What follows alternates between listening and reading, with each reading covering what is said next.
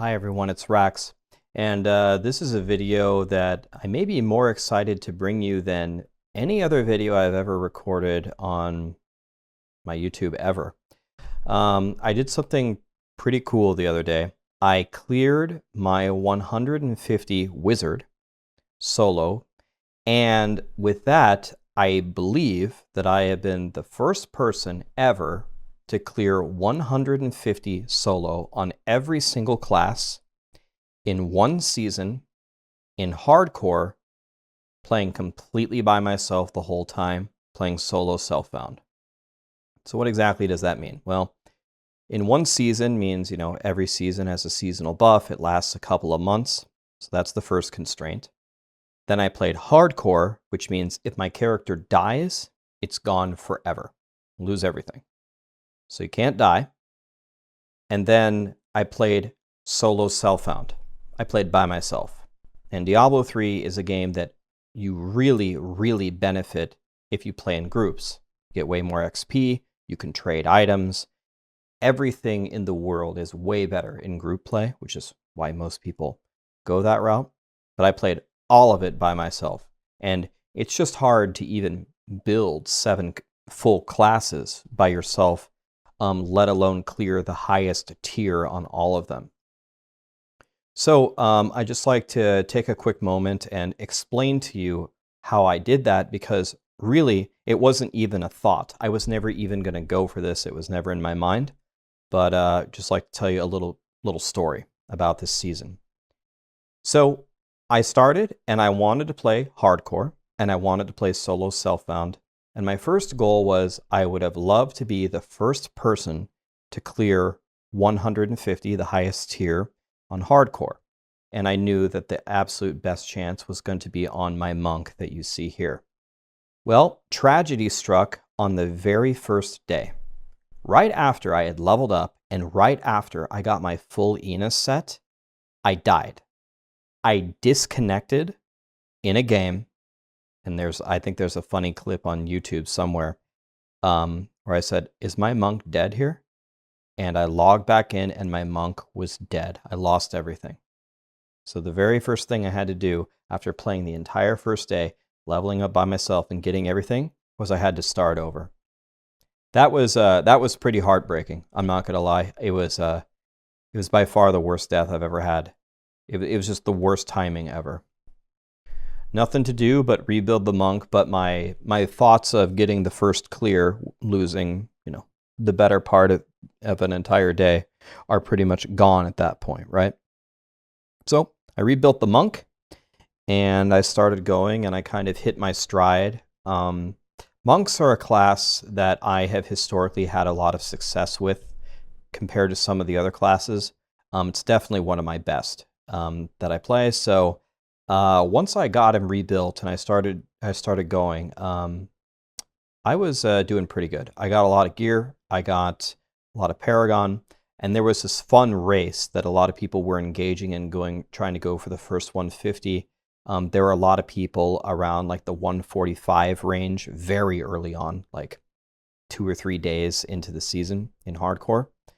So I started my push, and I detonated the 120s and the 130s pretty easily. At the 140s, it started to get tougher. And finally, I caught up to the person who was in rank 1 around 148. So at that point, it was just a race to see who could get the first clear. And I finally did it. Even with the death, I finally did pull off the first 150 in hardcore, and that video is again on the YouTube if you'd like to see it. So that was a big moment. I was feeling really good. So my chat was like, "All right, you did it. You died. You still came back and still got it. Feels amazing. What are you gonna do next?" And I hadn't really thought that far, but I did know that I did want to make a Demon Hunter, the new Marauder set, which this guy is not wearing. Is this my Demon Hunter? Maybe I have. This is the God set. Maybe I have the God set on for key farming. But yeah, I wanted to make a Marauder DH. So I cleared the 150 on Monk at 1800 Gons, Paragon level. That's what Gons is. And I was like, well, Marauder's way harder. So if I want to clear Marauder, I need at least 2,500, maybe 3,000. So I went back to work, leveling, got to 3,000, started plugging keys, and it was kind of tough. It was Marauder is very squishy, and I'm playing hardcore. I cannot die. So it wasn't as easy as I hoped it would be. But after trying and trying and trying, I finally got it down. And we got the 150 down on DH as well. Felt very good. It was tough, tougher than I thought it was going to be. Then my chat was like, all right, Rax, what are you going to do? And at this point, I didn't think I was going to make any other classes. I said, you know what? I'm going to go back to my monk because some other people had gotten their 150s. I wanted to see if I could get rank 1. My chat was like, no, Ryan, Rax, go make other classes. I'm like, let me try to get rank 1 first. Let's try to get rank 1 back. Let's see what happens. And I literally plugged, I don't know, 50 keys, and I took rank 1 back. I got a 9-minute clear now that I had 3,000 guns. They're like, okay, Rax, you got it back. Now you got to go make another class. I'm like, oh, I wasn't really planning on making another class. And I was like, all right, what do you guys want me to make? And I go, I know for sure I could do 150 Satyr. The Bomb Satyr is crazy powerful this season because the Soul Shards allow the Bomb Satyr to have guaranteed crit on a build that cannot crit. So let me say that again. The Bomb Satyr normally is incapable, cannot crit with its attacks. However, due to some clever wording on the Soul Shards this season, they can.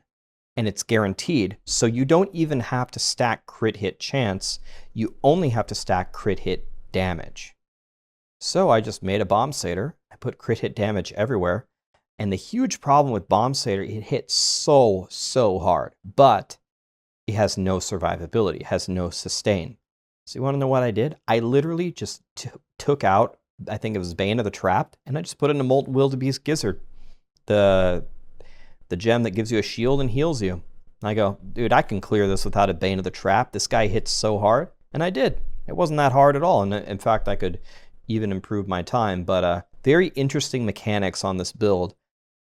No sustain whatsoever, but you throw a Molten Wildebeest Gizzard in, and you've got no problems. Okay, Rax, what are you going to do next? I'm like, well, all right.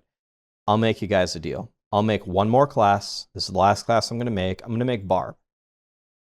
And I'm going to make Barb for one simple reason. I love Barbs. My favorite class. I would love to play Barb. Even though I don't think I can do a 150 on Barb, I'm still happy to play it. So I made a fully built Whirlwind Barb. And I tried, I got a very nice clear, I don't know what it was, 145 or something. It was a good clear. But I was plugging 150s, and I was just like, this is not happening. I do not have the damage to do this. It's just absolutely, unless I get the 1 in a million rift, it's not going to happen, guys. I'm sorry. I was just doing nothing to the monsters. Then my chat was saying, well, what about the buffed Hoda build? We think it's better. I'm like, well, yeah, okay. It probably is better, but do I want to make a whole nother build? Do I really want to do that? Oh, all right, I'll make it just to humor you guys. I made Hoda, and I started plugging 150s, and it was tough, but it was possible. Way more possible than Whirlwind with the gear I had and the level I was at. And I go, I think this is possible. I'm gonna try this for a little bit. I tried and tried and tried, and I cleared it. And I really wasn't sure I was going to be able to. I cleared it. And my chat was like, all right, Rax, you have to do all the classes. Now you have to do them all. And I was like, guys, it's great that we have 4 of the 7 down, but we have some major problems coming up. Witch Doctor, I'm not a good Witch Doctor player, and I don't like Witch Doctor that much. And Woody had just died 10 times on a Witch Doctor due to lag. He was trying to do a 150 on Wizard, or excuse me, on Witch Doctor, and he just kept chain dying to lag. He'd shoot the little, throw his little spiders and die. And then we have the Wizard, which is the ultimate problem. Wizards suck this season. It's so hard to do a 150 on Wizard. There's barely any Wizard 150 clears, worldwide. And their best build, LOD Twister, is not something that I was interested in. So even if I was going to do a Wizard, I would have to do Firebirds, which is probably not their best option. And then we had Necro, and Necro I knew I could do. I have thousands of hours on Necro. I feel super confident on Necro. I knew Corpse Explosion can do it, so I knew the Necro I was going to be able to do, for sure. But with Witch Doctor and Wizard still on the table, I had no thoughts of doing all 7 still. It's just not going to happen. RAXX, make a Witch Doctor and try. I said, I'll make you a deal. I'll make a Witch Doctor, but Woody died 10 times, lagging. If I die 1 time, 1 death on the Witch Doctor, I'm out. I'll make 1. So I made a Witch Doctor, started getting a little bit of Gons. I was like at 3,400 or so. Try to give him the best gear that I could, and I go, okay, here goes nothing. Plug a key, it's a bad rift, I leave, plug a key. I plugged 7 total keys. 7.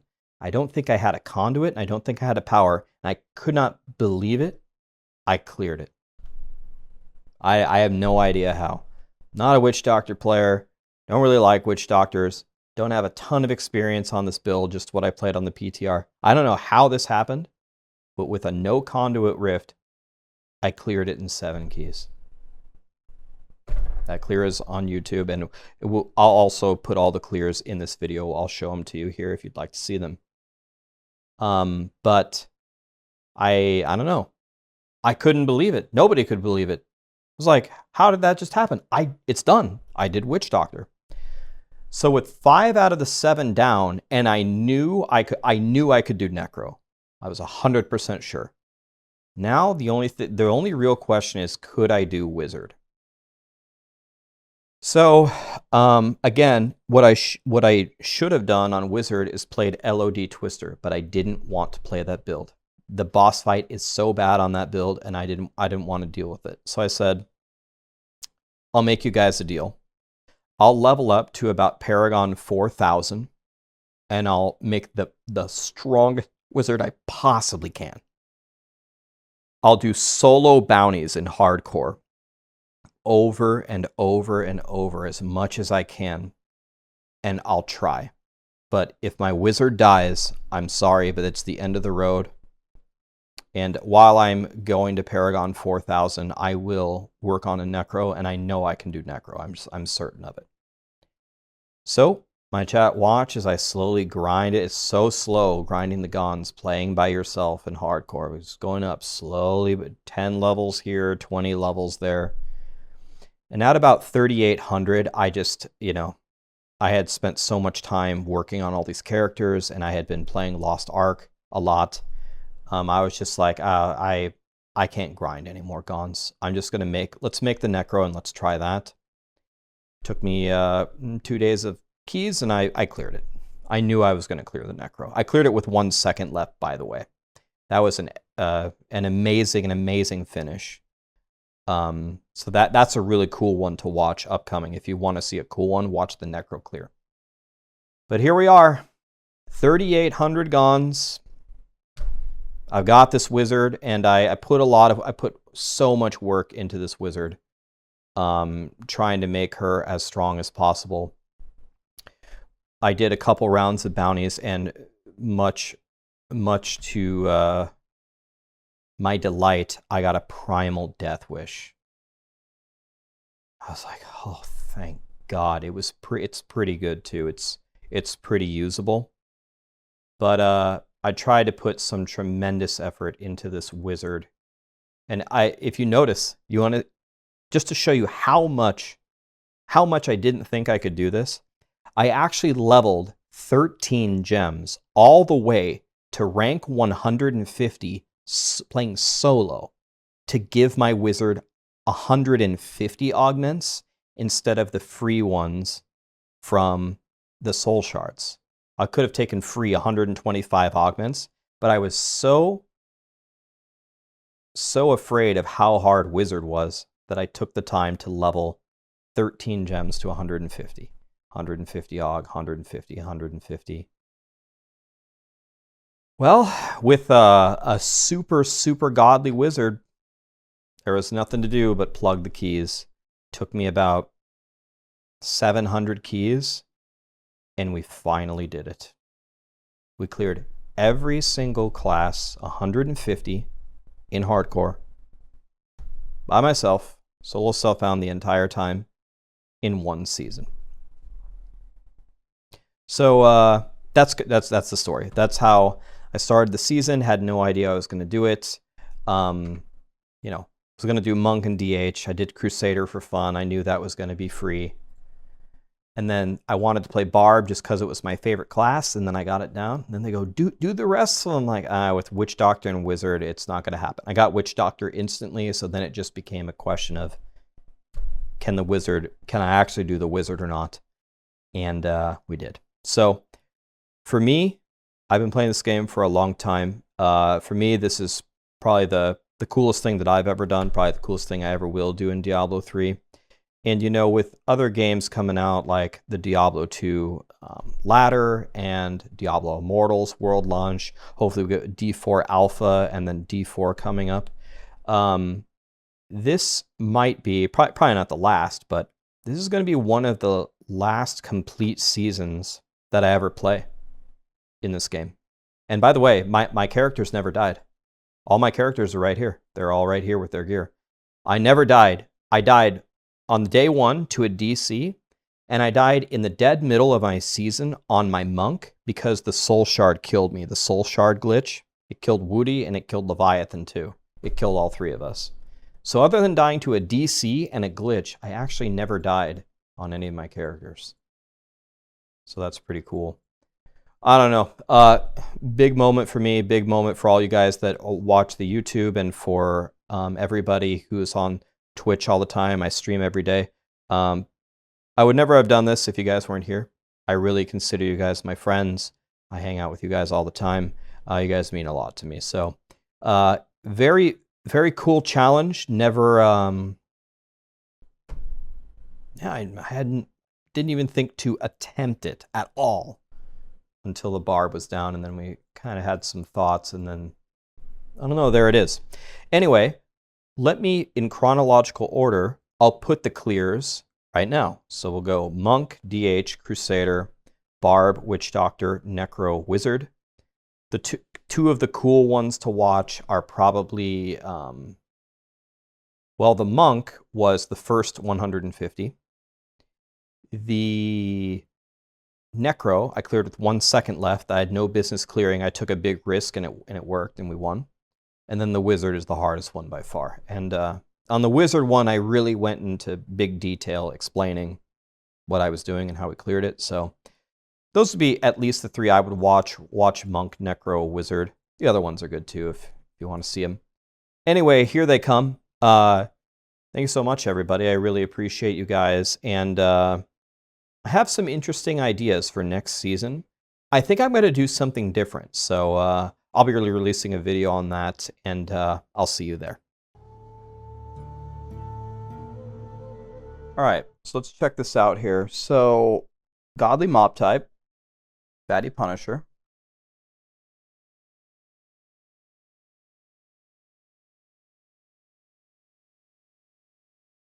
Okay, we do the first hits.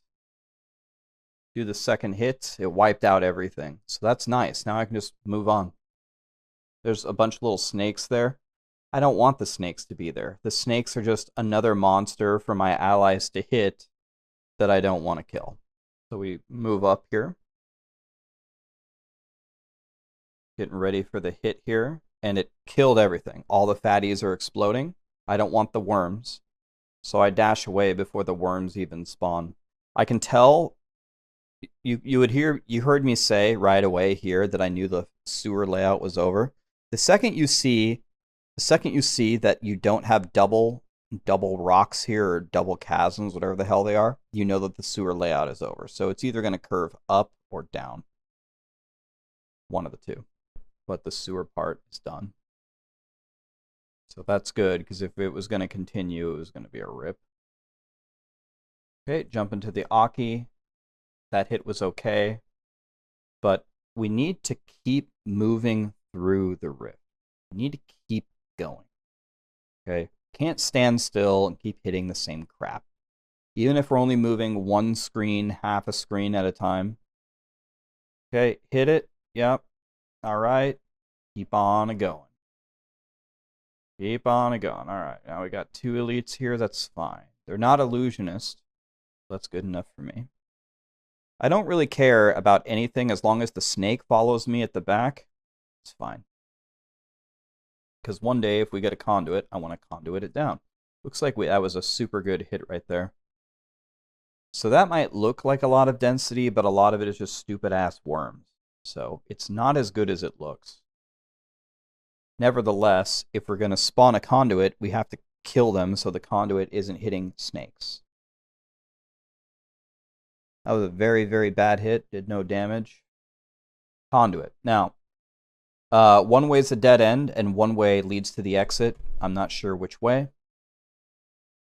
Once you walk a decent distance either way. I just need to reduce the mob count. Just need to reduce the mob count for when we click the condi. Otherwise, it's going to be zapping a bunch of stupid crap. Trying to get away from those guys.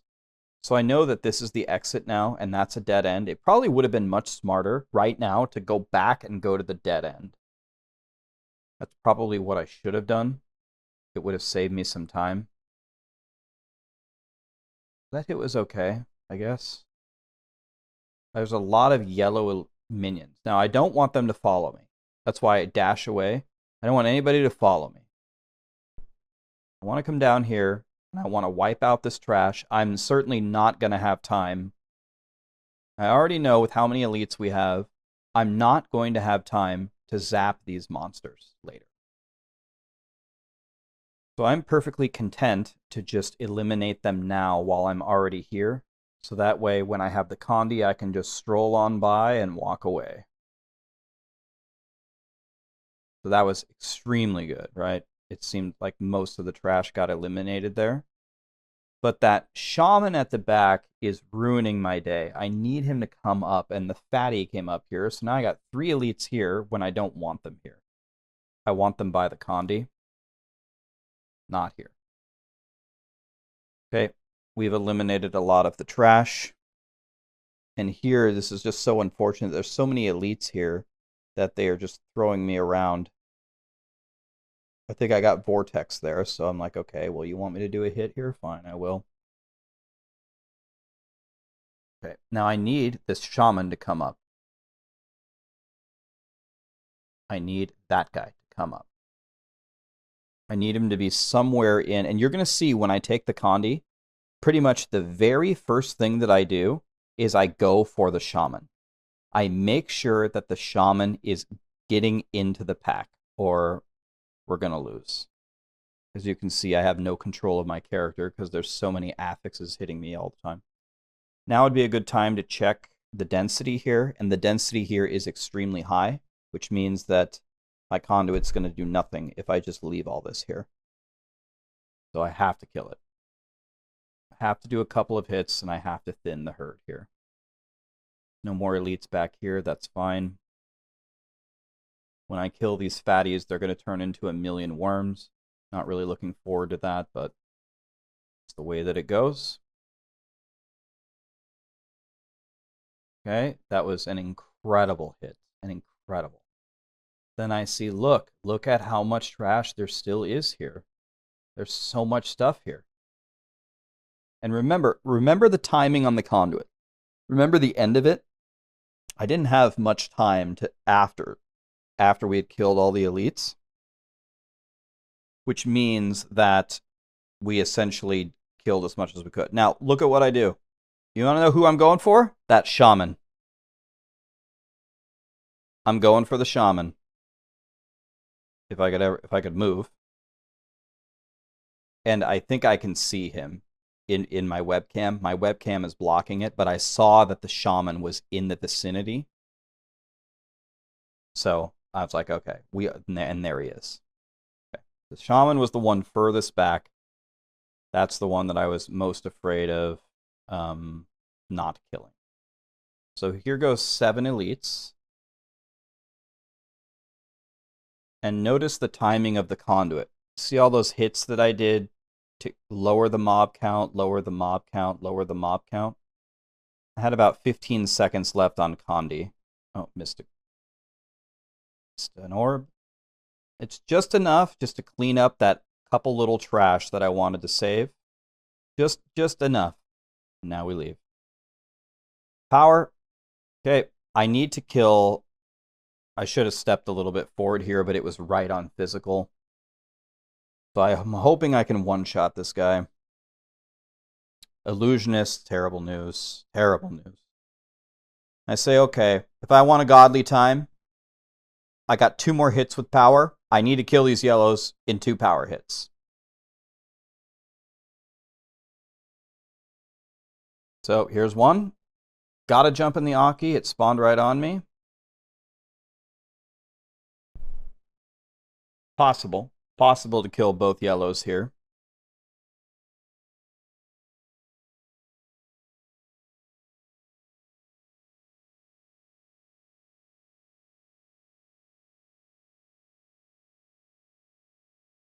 Okay, 98. So I need to, my dash didn't work, typical Diablo 3. I need to finish it in 1 hit here. So that's why I'm trying to bring both of these packs together. I need to do a proper hit, and I need to spawn the boss right here. Okay.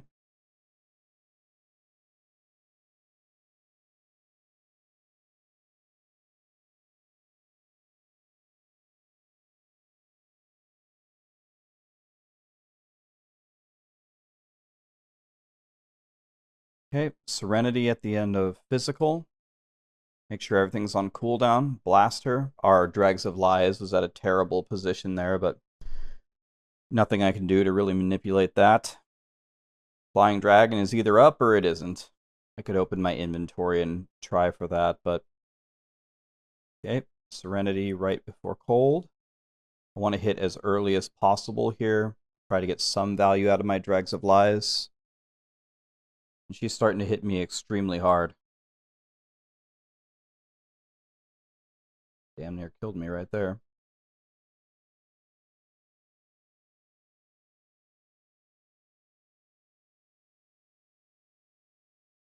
Unlucky. Would have been fantastic if we could have killed her there.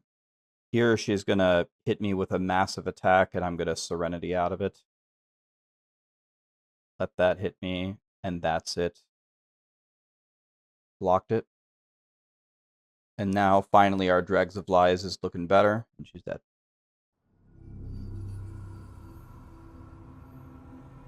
Hi everyone, it's RAXX, bringing you a video that I have been working toward for a long time. We have the rank 1 solo self-found hardcore demon hunter clear. We finally got this down with Marauder, and let me tell you about the journey up to clearing 150, and of course about this rift. So first, a little bit about the journey. Marauder is extremely powerful, but it's very, very squishy. As you're going to see in this clear, even with 3000 Paragon, and even with me putting a heavy emphasis on my survivability, you can see how afraid I am of the mobs. And we're even going to see some cheat death procs here, and this is hardcore. If we die, we die. So this has really been the most troubling thing, specifically about pushing in hardcore. If you were pushing in softcore, you could get away with taking so many tremendous risks, and if you die, no problem, plug the next key. But no deaths are allowed here, and I have not died on my Demon Hunter yet, even though I have double procced probably at least 20 times trying these keys. So you can see the danger level is already extremely high. We have a 4-corner Vile Swarm festering. It essentially does not get better than this. Vile Swarms will follow you very easily. And notice how I'm trying to bring them all together. I am playing the Ring of Fire. So here's the basic idea. I want to pull a ton of crap together, because first of all, that's the only way I can do damage. Because of area damage, I need it to carry me. So notice how I'm essentially circling around the center part of this map.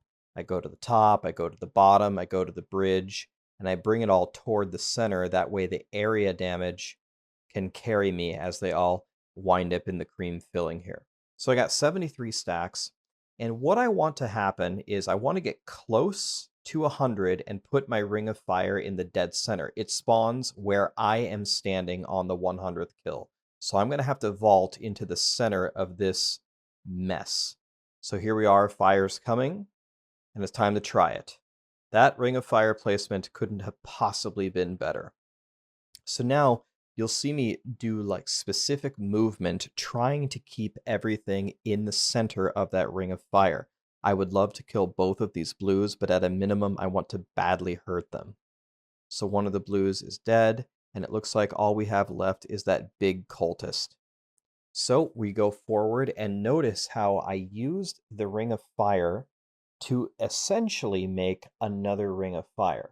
We have 65 stacks. As we spawn a channeling, channeling is not great for me. It does allow me to keep my vengeance and my wolf up, so it's not nothing. It also lets me infinitely vault, but that's definitely not one of the best pylons. So I will save it for when I have a big clump of stuff. Notice how there's no point for me to click it now.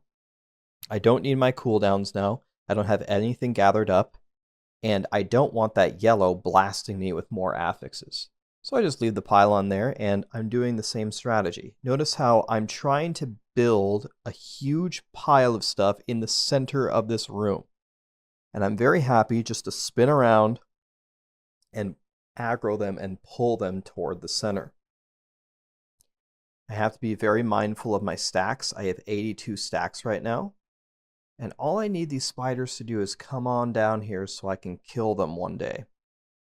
So my fire cycle is coming. Do I think I can get 17 kills on this hit here? No. And now we have rat collars. Rat collars are going to spawn a million little rats. Now I'm certain if I spawn a Ring of Fire on the rat collars, they're going to spawn so many rats that they're going to trigger a second Ring of Fire. So I'm expecting 2 Rings of Fire here. 95 stacks. Now it's time to grab the pylon. And now I want everything together. We've got 95 stacks here. Trying to be brave and be in the middle. 98. Okay, there we go. The Ring of Fire is going. It is next to the rat collars. I already have 78 more stacks. 89. I have to place it intelligently. 91, 95, 99. There it goes. Both Rings of Fire in the dead center. Doesn't get much better than that. As we barbecue away this rift, look at the progress bar. It's a beautiful Vile Swarm festering, the beautiful rat collars feeding us extra stacks. Killed almost every elite here. All right, well, it's very hard for me to finish those yellows. Let's see what we have over here. We have a power with a little bit of Vile Swarms. Really bad pylon. This is not a good power, but I've done enough pushing to know I don't have anything else to do other than just grab it, kill these Vile Swarms, and move on with my life. The question is what will the follow-up be? Well, the ideal follow-up in a dream scenario would be like a fatty Punisher festering with a Condi at the beginning with every single elite at the beginning, right? Oh. Wait. What is this? What? I can't believe my eyes. We have a Festering Woods, again, which is the absolute best map. And there's a Condi at the door. So I pause the game. And I'm meditating. And my chat is going crazy. And I say, wait a minute, I forgot something. I didn't check the mob type. This is going to be pretty good, probably no matter what, but I wonder what the mob type is. And wouldn't you know it, look at my reaction. It's Fatty Punisher. So I just got a 4-corner Vile Swarm festering with channeling power into a Fatty Punisher festering with a Condi at the door. And remember, I have 2 yellows previous map. One of them is extremely hurt. He got hit by 2 Rings of Fire. He's barely alive. The other yellow has some health, but I can kill him with a Condi. And remember, I have 63 stacks already. Now, one thing that needs to be said is I have missed some godly clears in the past where I was too confident about what I had. I've clicked conduit pylons too early and lost some rank 1 clears before, and I barely lost them. So I am essentially at this point vowing to myself to not make this mistake. I need to clear this. A Vile Swarm festering into a Fatty Punisher festering is something that only happens in fairy tales. I have to clear this. So what I'm thinking is I'm going to go forward and I'm going to try to aggro a couple of elites. I hope for once in my life, I usually don't want any elites at the door. I want peace and quiet while I kill all the monsters. But not this time. I want all the elites to be right in front of me. That way I can zap them with the conduit. So I'm strategizing here. I'm going to move forward. Let's see how many elites we have. And I'd like to throw a ring of fire. Burn them down. And then I'm going to click the Condi. If I need to, I'm going to go previous and zap the yellows. And we're going to be good to go. So that's my strategy. Thinking about it. Remember, when you're playing solo, you can always pause the game and think. It's probably one of the most powerful things you could ever use. And a lot of people, I don't think, take full advantage of it. But I've got my strategy, and I'm happy about it, but I'm feeling the pressure because these rifts don't grow on trees. In fact, it's one of the best rifts I've ever seen in my life. Looking for elites. There's a yellow. Okay. And there's a blue. Oh, and there's another yellow. Okay. Oh, and there's a blue. Okay. Yellow, blue, yellow, blue. I found 4 elites. I can't believe it. So, as long as I don't die, which is looking like a real danger at the moment, if I can bring these guys down and do a ring of fire, should be GG, right? Well, let's see what happens. So, I need them to come down, my friends. Come down here. And I realize I can diagnose right away that this is not a 4-corner festering, so I know what's the down and left is a dead end. I'm certain of that. So I probably shouldn't be this greedy, but pretty soon here I'm actually going to go check it out. And can you believe this? I have 5 elites on top of this Condi already. 5 elites. So yeah, I don't know. It's pretty ridiculous. 5 elites here, 6 elites from the Condi, 2 elites previous would be an octa-kill. The problem is there's no way I can do that. I need to throw a ring of fire here. Now, if the scenario was a little bit different, if I maybe already had the rank 1 time and I was time attacking this, then I would honestly think very seriously about already clicking the conduit and just omega sending it and seeing if we can just spawn right here. But I got 94 stacks here and I'm very scared, man. There's 5 elites here. And my survival is not guaranteed whatsoever. 99 stacks. That was not where I wanted to put the ring of fire. But notice how I leash my friends away, my little pets away from the mobs, and then I run opposite from where. Okay, let me explain this better again. Where the ring of fire spawned was on the right side. I want the monsters to run into the ring of fire. But instead, they're meleeing my pets. So I very quickly vault very far to the right, leashing my pets over there, forcing them to walk right, and we got 88 stacks. Now you might say, you can easily just click the Condi now and place a ring of fire. I could, but remember, I've lost rank 1 clears here before. I only have to get 8 kills to spawn another ring of fire. I'm just so scared of dying because there's so many affixes. So I'm going to try to place this the best I can. I got 96 stacks, and then somehow, very surprisingly, we got 4 kills in the blink of an eye. So that's a terrible ring of fire. But I'm going to try to milk as much of it as I can. So we have about 30 kills with the ring of fire. 35 kills, that's pretty good. Pausing, and I'm trying to assess, will this end the rift? And I think it will. The really hurt yellow is really far away, so I want to make sure that they're close to the door. I might not have time to kill him. All right, and now one final check. I think I have in total 8 elites here, and that should finish the rift. I'm almost certain. Now, we are likely to get another Ring of Fire, and it's critical if I get another Ring of Fire to place it on the Nemd elite, that Fallen Master, because he has the most health. Everyone else is hurt. So, I'm watching my count. It's already at 72. I need to put this Ring of Fire on the Fallen Master and try to stay alive. 86 stacks right now, 88, 91. I finally commit. I've said I'm just going to stand on him and pray. Got it right on him. Perfect. Okay. Now we just got to see how much progress we've got. There are a lot of orbs everywhere. This guy cracks my skull open. Watch this. Boom! Instantly procs me. 1 cheat death down. I've got 1 more. Okay, I think I've got enough orbs there, but I'm not quite sure. Trying to see if I've got time to zap this little yellow. And then I see at 95, I'm pretty sure I've got enough.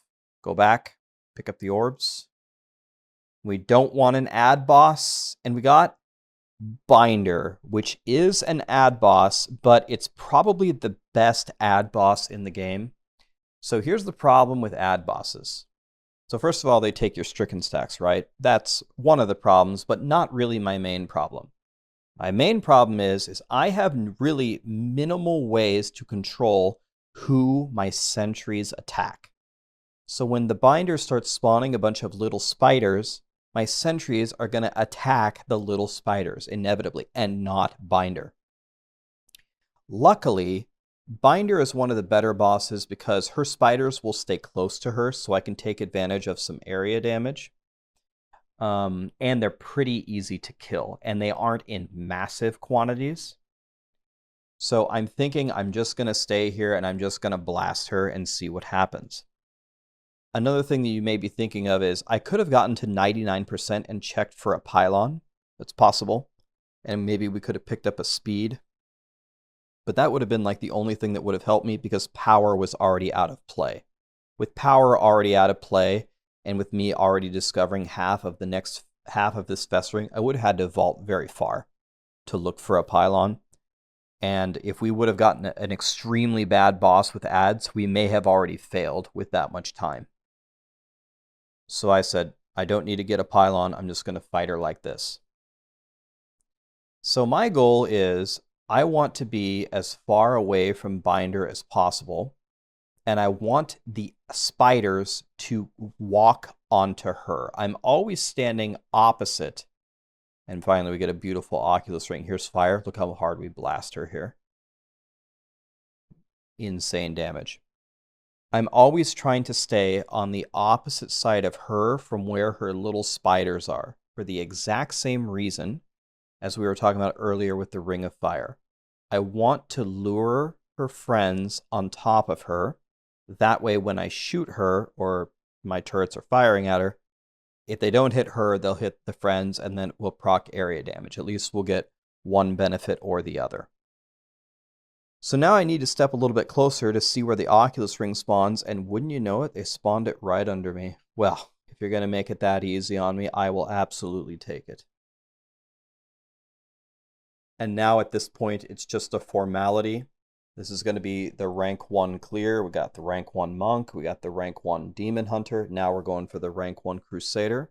All we have to say to Binder is sayonara. Hi everyone, it's RAXX. We built a Bombsader. I have actually really never played this build before on hardcore, and most people tout this as the second strongest build in the game, and I can see why for good reason. It didn't take me too many keys to clear this 150, and we actually had to do it with a little bit of a different setup than is usually done. So the very, very interesting thing about the Bombsader is it's a Thorns build. And Thorns is such a strange mechanic. I could go over all of it right now, but instead I think I'll save that for a build guide video where if you'd like to play the Bombsater, that will lead you to victory. But there are some things about the Bombsater that you should know before ever trying to play it. First of all, the gear that you're looking for is incredibly strange. You need thorns on your gear. You're looking for very, very specific rolls. Like, for example, this season you're looking for crit hit damage everywhere, but not crit hit chance, because you have a 100% chance to crit the people who are blinded, so there's no point to stack any crit hit chance. And one of the absolute biggest problems with the Bombsater is it has no sustain. And what I mean by that is there is no way to make your health really go up when it goes down. You just kind of eventually die of old age kind of deal.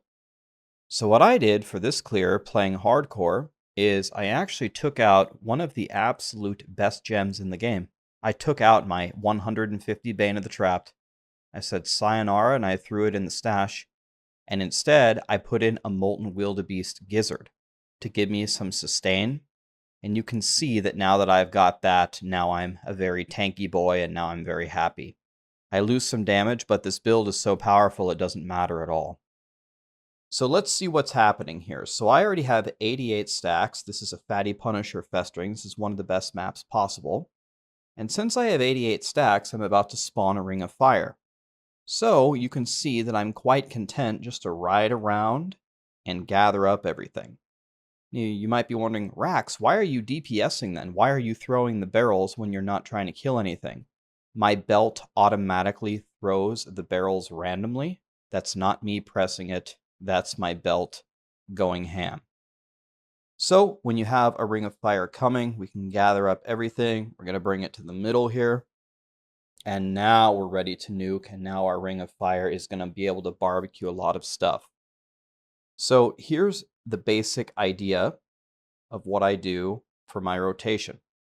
So first of all, I do all my damage in physical. So I use my Iron Skin in lightning right before physical to help me stay alive as I get nuked. Then I need to pony. Pony gives me extra damage while it's going, and after we get 2 Rings of Fire here, by the way, as we watch everything just burn alive. Oh, how beautiful it is. Anyway, we activate our Iron Skin, then we activate our Pony.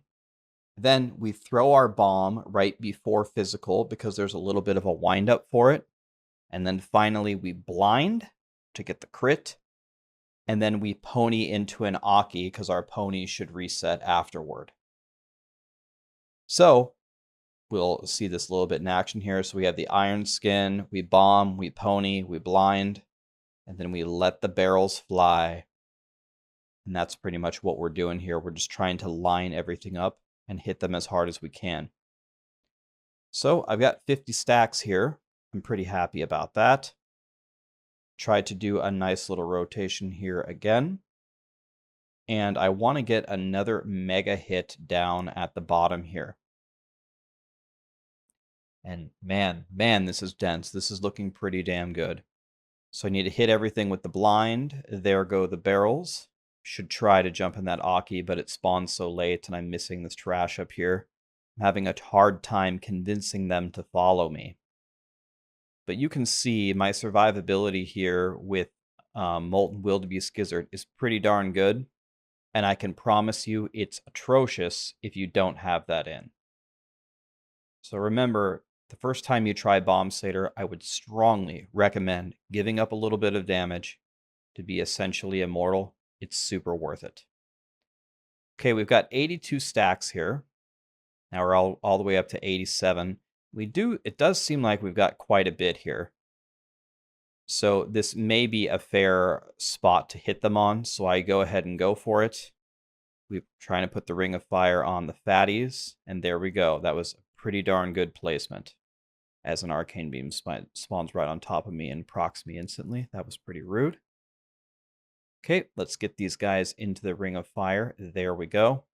Try to hit them with another rotation here, and we already have 70 stacks toward our next one, so this is going fantastically. The Teletubbies are dead. We've got 83 stacks. We're essentially ready to throw another Ring of Fire. Got a Power Pylon. Not exactly what we wanted. We would have preferred a Condi, but a Power Pylon's not too bad, but I cannot get this Licky Tongue to follow me, which is not very nice of them. And I decide not to do a hit there because I just don't want to spawn the Ring of Fire until I've got everything. So I don't see anything down in the corner. So once I can bring these guys up to the power and have the Licky Tongues there, then we're going to be going for that blue, the yellow from the power, and all of these little ads. And hopefully we should be in a good spot to have another Ring of Fire on the next map if we get anything decent. Okay, here we go. It's time for the beautiful rotation. We attack. Can we get it to spawn? 95 stacks, 98. So close, yet so far. That's not a problem. That gives me more time to drag stuff up. I'm also very happy that after all these fatties die, they are going to spawn little snakes that I'm going to be able to kill with the Ring of Fire to get even more stacks. Here we go. So, it is active. We got 42 kills so far. 50, 51. The blue is dead. We still have to focus here, and we still have to do our rotation. It would have been nice if I could have jumped into that Aki, but wanted to get a little bit more value out of my power. Okay, we got one more hit on this guy. Let's see if we can kill him with the power. Is that a thing? I think my blind missed him there. That's quite unfortunate. Really unfortunate, so now it's time to move forward with a little bit of a lead. Got chickens, that's a good mob type on a bad map, but we've got a conduit. Well, that makes up for everything, really. I'm looking for an elite here. I can't seem to find one. So it looks like we're just going to have to click the conduit here, sadly. But I have an idea where maybe I can kill a lot of this trash really quickly and potentially spawn a Ring of Fire here to wipe it out. That way my conduit is just zapping the elites. So I'm just going to take one moment here to try to finish these guys off. There are 100 stacks. The Ring of Fire is down. And now it's time to click the Condi. I'm going to try to walk the yellow forward a little bit, see if I can get him to follow me, see if we can find another elite. It's not going to go down as the world's greatest conduit, but I will take it. Okay, we found another blue. That's very nice. Just what I wanted. They're illusionists, so that's not the best because they're going to split and take some of my Condi stacks, but it's not going to be too bad at all. There we go. We've got them down. Forward we go, looking for any elites.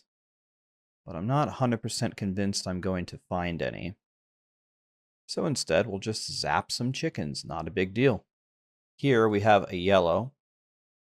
And I'm not convinced that I'm going to be able to kill him in time. And I wasn't too sure what to do with that shield. I said, well, for now, let me just zap this trash and see what's going on here. And we're almost done with the rift. So now I'm thinking, all right, I have 91 stacks. If I can just kill 9 monsters, then I could kill this blue. One Ring of Fire will kill the blue, but then I see, well, it's going to be hard to kill 9 monsters here. There's not too much density. I'm just going to go next. Let's just see what's next. Oh, it's a Vile Swarm Spire. This will do quite nicely. This will do spectacularly. So I'm just going to try to gather up a bunch of Vile Swarms and see if I can finish the rift with this Ring of Fire that I'm about to spawn here. And 9 kills, we get a Ring of Fire. There it is. Can I convince everything to come into this Ring of Fire? They're attacking my Enchantress, so I leash her away. 98% one time. No, 99. Never lucky. Okay. Well, I just threw a random bombardment there just to see if we could get 1%, but that really was not a good idea. I should have been a little bit more patient. That's fine. We're just going to go right here, and then we're going to try to finish him like this. There we go. And we have Cold Snap. So Cold Snap is a single target boss. Probably not going to be too bad. I usually need about three minutes or so without Bane of the Trapped to kill a boss. And so here is probably the easiest way to see the rotation. We use our Iron Skin, and then we Pony, and then we Bombardment, and then we Blind. And you can see as the Stricken stacks more and more and more as the fight goes on, we're going to do higher and higher damage, and eventually Cold Snap is just going to fall over. So the Bomb Satyr, its power is undeniable. You saw it really wasn't too bad at all to clear this 150. It didn't take me too many keys. Very weird build to gear for. It's a build that you absolutely must understand all the mechanics about how Thorns works and what you're looking for. I'll make a guide on it pretty soon in case you guys would want to play this. There will be a planner down in the description below if you'd like to look at exactly how I put this together. But definitely when you're trying it, start out with Wildebeest, or if you're playing hardcore, that'll just keep you alive. You can certainly give up the damage and still have a lot of success. Honestly, if you think about it, the gameplay of this build is very, very similar to the Ina Fire Ally Monk. You pretty much, instead of waiting for fire to do the proper rotation detonating your allies, you wait for physical and do the proper rotation to throw your bombardment. It's very, very similar, actually. So if you like that playstyle and you're up for gearing another character, you're up for another round, why not try the Crusader? And this was kind of fun for me because Crusader is the class that I have by far the lowest number of hours on. I have thousands and thousands of hours on Barb, DH, and Monk, but I actually have less than 100 hours played in my career as a Crusader. So it was interesting to pop onto its most powerful build and see how it felt. It really kind of grew on me. I wasn't having any fun with it in the beginning, especially when I had Trapped in and I was just getting destroyed by everything. But once I put on the Wildebeest and kind of hit my stride, this build's pretty powerful. It's pretty good. And it's just, it's also extremely powerful for speed farming to grind Paragons. So Crusaders, you definitely have a really good option in this build. Anyway, here comes the moment. Cold Snap's getting wrecked by me now. I'm starting to hit him really hard. We got plenty of time to spare. No pylon for the boss, no problem. All we have to say to Cold Snap is sayonara. 3 150 clears so far. Monk, Crusader, and DH all done. We'll keep going, guys. Thank you.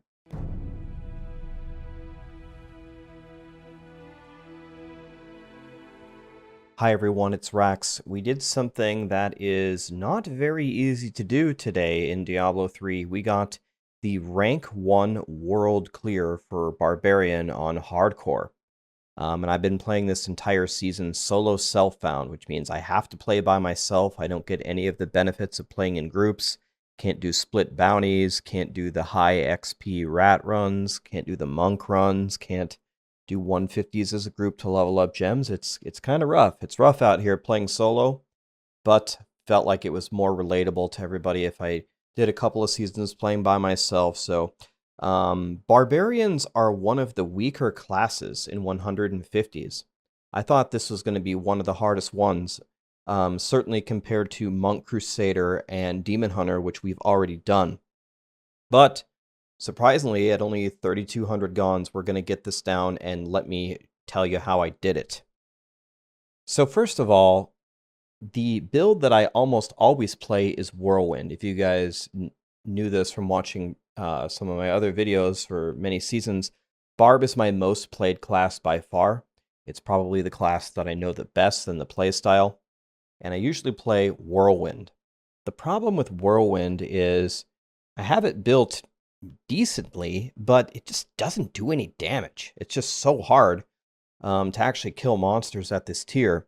So LOD Hoda has been buffed this season, so I gave that a try. All my friends were trying it, and I was like, all right, let me go LOD Hoda. And I realized that this could do a lot more damage. So essentially what I do is I keep my Wrath the Berserker up, I keep my Ancients up, I use the Stomp to bring everything together so I can smash them down and keep up my Band of Might, keep my Battle Rage up. And I just use Whirlwind to move around and to piss stuff off with the little tornadoes that I'm shooting off, because we don't get Spear in this build. I've got to kind of pull them by throwing the tornadoes of my Whirlwind. And we are playing Ring of Fire here. So the way that the Ring of Fire works is when you get 100 kills, if you see that little demon stack above my Ancients right now, it says 72. When that reaches 100, it's going to throw down a Ring of Fire. This Ring of Fire will destroy all of the trash, and it can kill a blue in one cycle, one Ring of Fire, if I can keep them in the Ring of Fire the entire time, but it cannot kill a yellow. So, since I think we've got 2 yellows here, I know that this Ring of Fire is not going to kill them. But I want it to hit them for the full duration, which is why I'm standing on the Perendi here. And there goes the Ring of Fire. Now my goal is, I want to get as close to 100 stacks as possible from this Ring of Fire, because then I can just move forward and get not very many kills and throw another Ring of Fire. And then we're just going to repeat that process. So it looks like we're going to finish this one with 67 stacks. That's not too bad. I only have to get 33 kills now to trigger another one. So it's the same strategy. I want to get the 33 monsters, to kill them, to spawn the Ring of Fire, and then I want the Ring of Fire to barbecue those 2 yellows that we just had, and I want to be very, very close to 100 stacks when it's done so I can easily trigger another one. I'm going to try to keep repeating this process as much as I can. So without a spear, you see me taking a lot of time trying to drag the monsters, and unfortunately I have an Enchantress and I have Ancients who get in my way, and the monsters try to attack them, which makes it even more difficult to drag them. I'm very upset to see that the Perendi hasn't moved 1 step, so that's not good. And again, I'm trying to eyeball here the best that I can, pulling 133 monsters. We need just under 133. The ideal scenario here is I Ring of Fire, I kill both of the yellows that I've already hit with it, and I finish at 99 stacks, because then I can easily throw another one. Now, I know some of these are illusions, so this is looking, based on my experience, this is looking pretty decent. This is looking something like 133 monsters. I also need this density, of course, to trigger my area damage from Hoda. Now, watch how I stomp here. Did you see how I stood there where there weren't enemies? That's the most effective way to stomp, to get them to all gather together. And let's see how this goes. So I purposely threw the Ring of Fire dead set on the Perendi, and we got 76 stacks. So this is looking pretty fantastic. We're at 84 stacks, and it looks like both of the yellows are going to die. 91 stacks, and they're dead. It doesn't get much better than that. I'm extremely, extremely happy with this. And we spawn a shield pylon. And this is pretty ideal, because I don't want a power there, because I need power for boss. I don't want a Condi there. A Condi would be okay, but I don't want a Condi there. I want a Condi at the end. And I'm about ready to get another Ring of Fire here. So once again, same strategy as always. I need to get about 109 monsters. Okay, this seems about right. Let's take the shield. Now we have double damage because I am playing squirts. Notice how I stomp where the monsters are not to make that kind of a stack. And once again, and now we've got them all together, we should be able to smash these guys down quite easily. You can see my squirts necklace is now at max stacks, thanks to the shield pylon. Notice how I don't take that Oculus Frame because the Ring of Fire is spawning right where I want it to be. So sometimes, you don't always want to take the Oculus there. I didn't want to move because I wanted the Ring of Fire to go exactly where it was. So the blues could die in one rotation if we can keep them in the whole time, and we were able to do that. Now we're burning the Fallen Master and the Snake, and we have 73 stacks. Actually kind of surprised me a little bit. I thought we were going to have more stacks than that, but 73 is not bad. And we have a bunch of flies. So this is turning out to be not as great. Don't have as much density anymore. We have wallers everywhere. The snake is not moving. So this is not turning out to be quite as good as it could have been. And it's also not a four-corner festering. But I've still got a shield, so I'll be able to do this.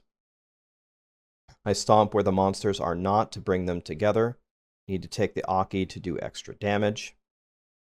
And we need 26 kills. So what I'm going to do here is I'm going to get very, very close, and as a wall blocks me from going in that Aki, I'm going to get very close to 100 stacks. Okay? And then I'm going to pull extra monsters, because the strategy never changes. When I throw the Ring of Fire, I want it to have almost exactly 100 more monsters. That way, I have another Ring of Fire on deck. So here we are. Does this look like 100 monsters? Not really at all. But this is what I've got. I can see from the minimap I've already moved pretty far up. So there probably aren't too many more coming. But if I can kill both of these yellows here, I'm going to be extremely happy. The cherry on top would be the 5-pack of bees. So let's see what happens here. The snake is dead. The fallen master is dead. I'm trying my damnedest to kill the bees. And it doesn't quite look like it's going to work, and we have 51 stacks. Okay, we need a Condi. Give me a Condi. Give me a Condi. Power. All right, well, I want power for the boss. So I'm going to leave this power here, and I'm just going to pray next is good. I'm just going to pray that next is really good. The bees have followed me, and I'm just going to get the progression here. I'm going to throw the Ring of Fire and go next. Okay? So some of you may see that power and want to take it right away, but I really, really want it for the boss. So when you're trying for these big clears, you just have to, sometimes you just have to YOLO it. Sometimes you just have to believe. So this is me trying to believe here. I know I'm not going to have that many stacks, but I'm praying that I can kill these last two bees. Can't get that bee in the Ring of Fire. Please come into the Ring of Fire. And then we just have to hope next is good, and we have to hope that there's a Condi somewhere. Probably won't have a pylon right away, but we'll see. Oh, it's another festering with a conduit. Oh, with an elite right by it. Well, okay then. If you're sometimes lucky, I guess. That will do just fine. Right in that moment, I notified my stream. I think it's over. I think we've won. Pretty amazing. Pretty amazing. Stayed a little bit ahead. Played to our strengths. Still saved the power pylon. Got the Condi. It's pretty incredible. Pretty incredible. Okay, still have half of the Condi left. I only need 1 more %. Here is Stone Singer. Stone Singer is probably not the best boss in the world, but I will be fine. Now, I don't do any damage to the boss. Right now, my conduit is the only thing that's zapping him a little bit. The only way I'm going to do any damage is if I just Whirlwind. Whirlwind stacks Stricken very, very quickly. Stricken is the legendary gem that increases the damage that you do to something the more that you hit them. So I'm literally just going to sit here. I'm not even going to Hoda him at all. I'm not going to use my attack at all. I'm just going to stack Stricken. Not even on Fire Cycle. Nope. I'm just going to Whirlwind till the cows come home. And I'm trying to stay away from those turrets because I want the Stricken stacks to go on Stone Singer. A Stricken stack only applies to the first monster that you hit. So you see I'm whirlwinding him on his right side, kind of away from those turrets. That's very much on purpose.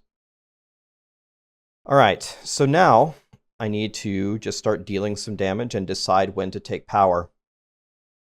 Now, I was very, very, very conservative here. If I was really pressed for time, or if I was trying to go for the Omega Ultimate time, I would have taken the power earlier than I did. But I just want to make sure that we can lock this up. I will get 3 power hits. So here we go. Here's the first attack. And you can see I attack and fire cycle. I sort of did some damage there, kinda. Okay, it's fine. Just keep going, and I will attack on fire right here. Let's see how this does. I mean, not a whole lot of damage. Not a whole lot. That's fine. Just stick with it. Stack Stricken off of Fire Cycle. Stomp right before Fire Cycle comes. Just let him have it. Okay, that was a little bit better. Oh, we have a little friend. Coming in the heat of battle. That's my little cat, Sammy. She wants the party. So I guess we'll take a little break and we will hang out with her for a little bit. And by the way, guys, what I'm doing now, what I started doing today is I started to build a Witch Doctor. Now we're going to go for Witch Doctor 150. It's not very often that I play Witch Doctor, so if any of you guys want to see this, stop by the stream. And we got day 1 already done with the Witch Doctor. Our Witch Doctor is 70. We already have the full Mundanugu set, and now we're going to go Arashir and do the spider stuff. All right, here we go again. Let's see how much damage we do on this fire cycle. Still not very much, but he's pretty hurt. I could probably take the power right now. Could probably go take the power right now and kill him. But I want to be safe. That wasn't a ton of damage.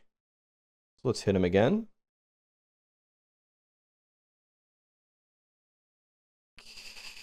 Okay. Not super impressed. This is why I absolutely needed to save power for the boss.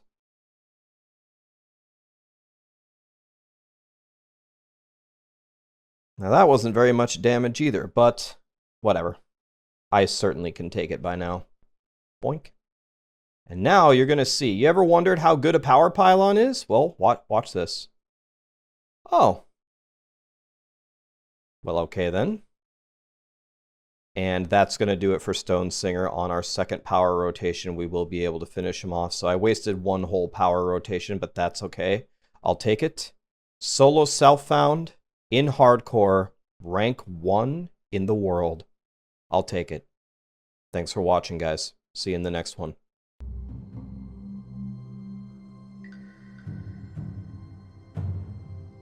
Hi everyone, it's RAXX. As you may know, I have 4 150 solos already down in Season 25. We did Monk first, then we did Demon Hunter, and then we did Crusader, and then I started to move to a very difficult class that I wasn't sure I was going to be able to do, the Barbarian, and then we got that one down. And then I started to wonder, could I possibly do 150 solo in hardcore, playing solo self-found, no groups, with every class in one season? So I set out to make a Witch Doctor, a build that, and a class in total that I don't have much experience on and I don't play too often. But I put together this Witch Doctor over the last week, grinding and grinding and grinding. I wasn't really too optimistic about clearing 150. And then in just 7 keys, I did this. So let me tell you how this all went down.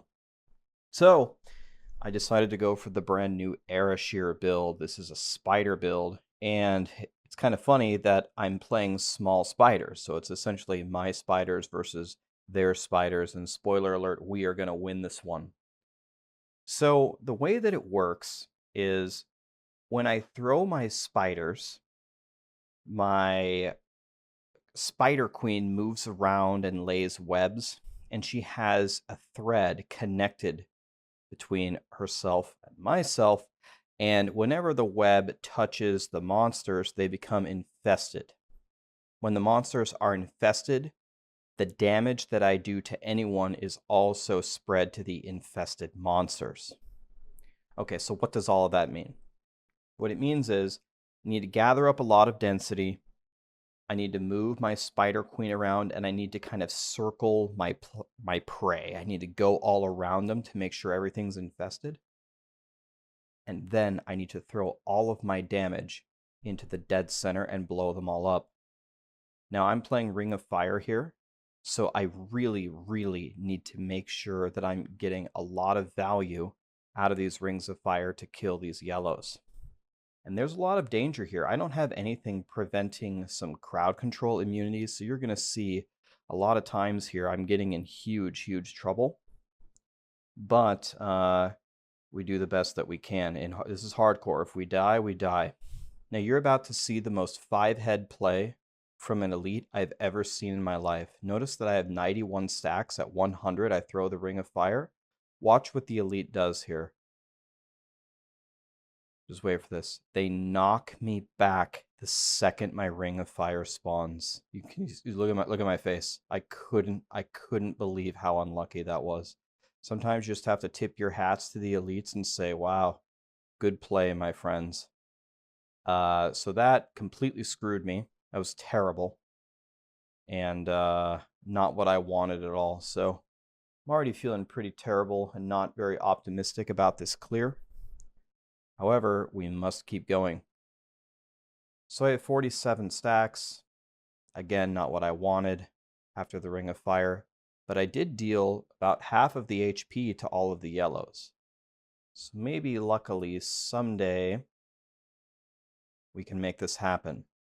I'm using the piranhas to gather everything up. I'm using the locust swarm to deal more damage and to help aggro everything.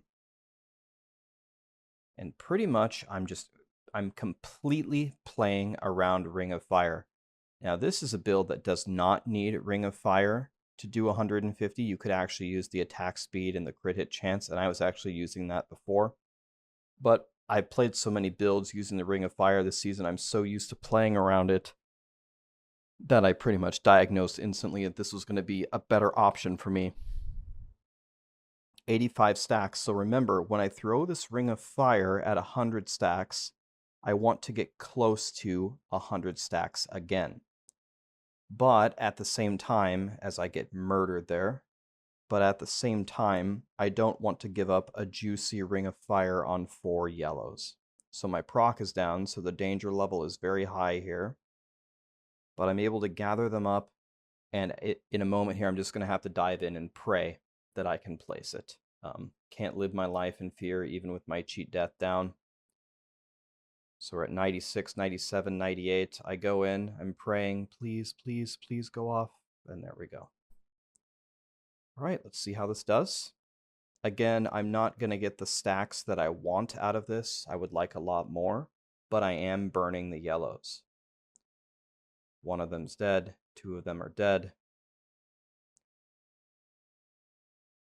3 of them are dead. I just killed 3 yellows with 1 Ring of Fire, and now we're back to even.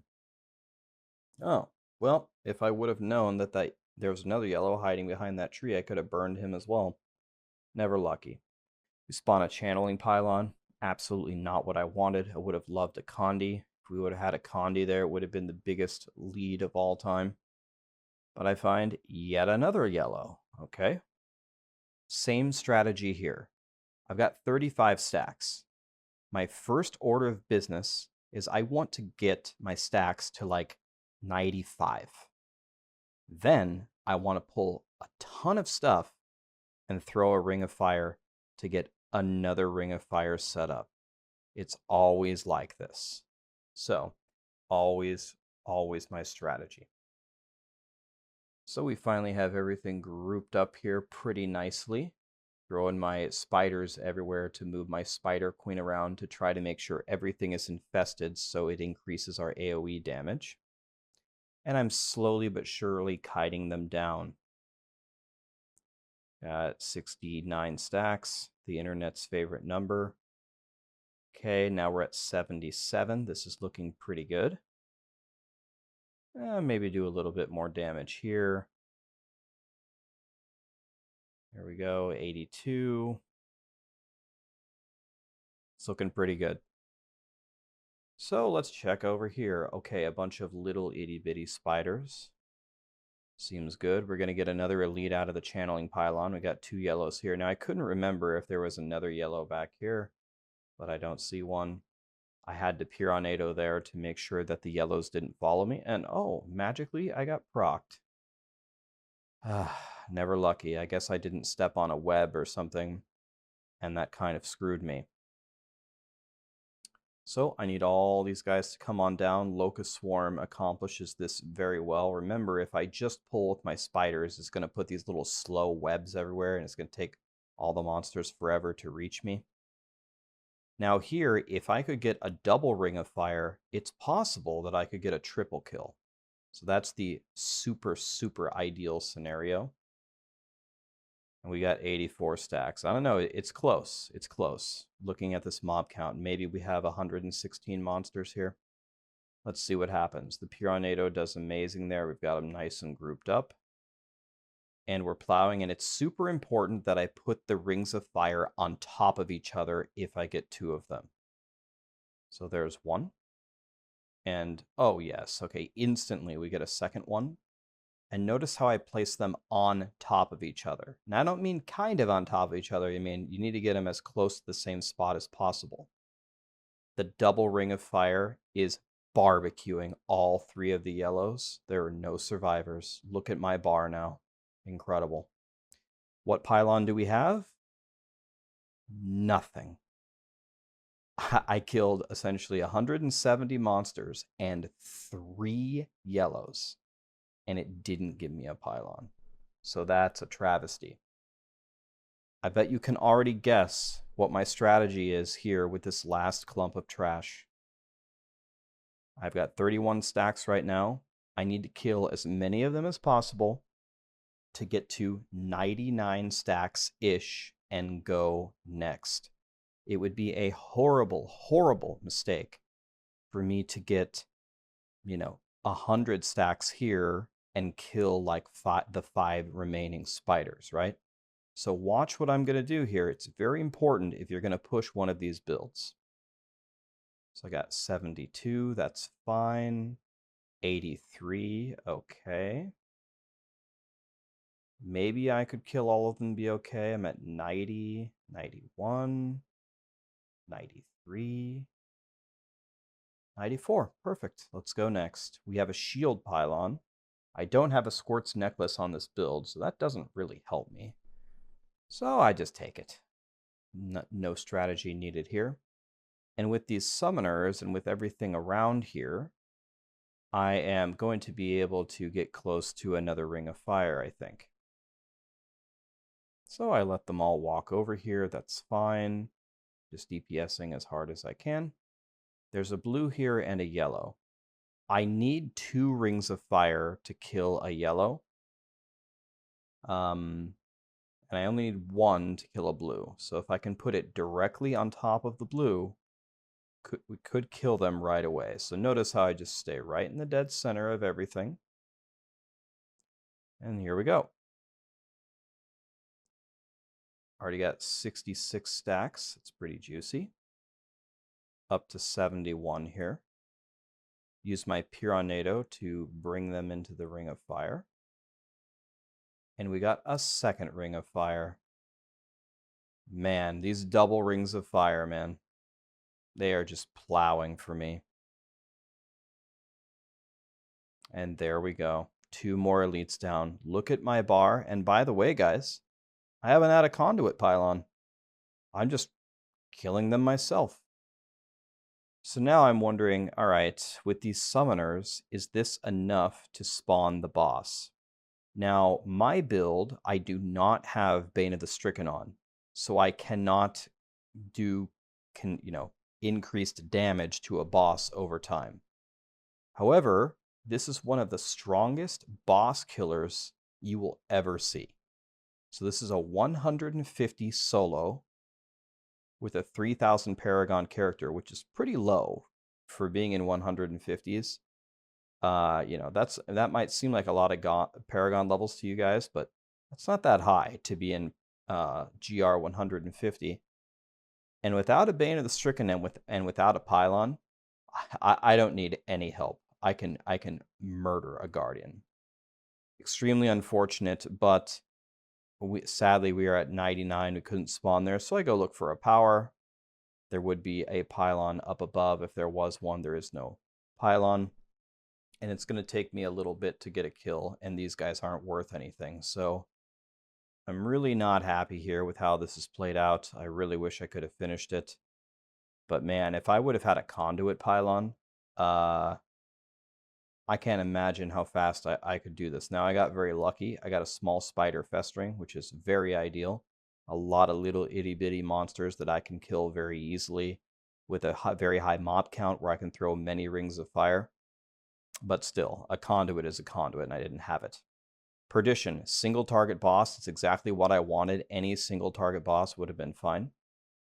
And look at my spiders. They're just biting him for 100 trillion apiece. I mean, it's just pure madness how strong this build is. This is a 150 Guardian with no Stricken, with no Pylon. And I don't know, just look at his health. It's just melting. So that's the real highlight of this build. Imagine on those rings of fire that I threw, imagine that it hadn't gone as well as it did for me. I mean, those rings of fire, other than the one where they literally threw me out of the dead center, were about as good as you could possibly get. But let's imagine they weren't. Let's imagine that the yellow was alive at half HP. If the yellow is by himself and all of my spiders attack him, look at how much damage they can do. So that's why the Ring of Fire is so strong here. Even if you misplace it a little bit and one yellow's left alive at half HP, if you stand there and blast them with spiders, they will die 100%. They got no chance of surviving. Even if they're Juggernaut, makes no difference. There is no escape. Anyway, 5 classes down, solo 150. 2 left, Necro and Wizard. I might possibly be able to do 150 solo with every single class in one season, hardcore solo self-found. Let's see if we can make it happen, guys. Thank you so much for watching. Sayonara, Perdition. Witch Doctor, down.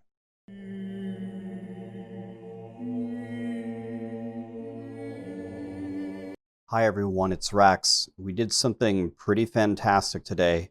We cleared 150 solo Necro in hardcore playing solo self-found.